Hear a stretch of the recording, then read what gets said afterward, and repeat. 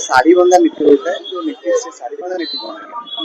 ଆମର ଅକ୍ଷୟ ତୃତୀୟା ଦିନ ଆମର ଯୋଉଟା କି ରଥର ଯୋଉ ସମ୍ପୃକ୍ତ ସେବକ ମାନେ ଶାଢୀ ବନ୍ଧେଇଥାନ୍ତି ଏବଂ ଶାଢୀ ବନ୍ଧେଇ ସାରିବା ପରେ ଅନୁକୂଳ କାର୍ଯ୍ୟ କରିଥାନ୍ତି।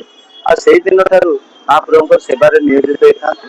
ଆମେ ବିଶେଷ କରି ସେଇଦିନ ତ ବହି ସେବକ ଆମେ ସେଇଦିନ ଠାରୁ ଶାଢୀ ବନ୍ଧେଇ ମହାପ୍ରଭୁଙ୍କର ଅନୁକୂଳ କାର୍ଯ୍ୟ କରି ଆମେ ନୀଳାଦ୍ରି ବିଜେ ପର୍ଯ୍ୟନ୍ତ ହବିଷ୍ୟାନରେ ମହାପ୍ରଭୁଙ୍କ ସେବାରେ ନିୟୋଜିତ ହେଇଥାନ୍ତି। କେତେ ଖୁସି ଲାଗେ ମହାପ୍ରଭୁଙ୍କ ସେବା କରିବା ପାଇଁ। ଭାଗ୍ୟରେ ଥିଲେ ତ ମହାପ୍ରଭୁଙ୍କର ସେବା ପାଇବ।